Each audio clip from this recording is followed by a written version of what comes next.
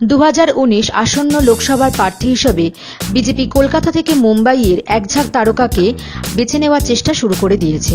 আনুষ্ঠানিকভাবে এ খবর বিজেপি জানায়নি, কিন্তু বিখ্যাত বলিউড তারকার সঙ্গে বাংলার এক শীর্ষ বিজেপি নেতার বৈঠকের খবর প্রকাশ্যে আসতেই বিজেপি প্রার্থী নির্বাচনের খবরটি সামনে আসে। মৌসুমী চট্টোপাধ্যায় ও গায়ক অভিজিৎ ভট্টাচার্যের সঙ্গে বিজেপি নেতারা বৈঠক করেছেন বলে জানা গেছে। মৌসুমী ও অভিজিৎকে বিজেপি প্রার্থী হিসেবে পশ্চিমবঙ্গ থেকে লড়ার জন্য প্রস্তাব দেওয়া হয়। অন্যদিকে রানী মুখোপাধ্যায় ও কুমার শানুকেও বিজেপির প্রার্থী হিসেবে লড়তে দেখা যেতে পারে। 2014 সালের লোকসভা নির্বাচনের সময়ও বিজেপি বাংলার তারকাদের মেলা বসিয়েছিল, কিন্তু একমাত্র বাবুল সুপ্রিয়ই ছিলেন বিজয়ী প্রার্থী।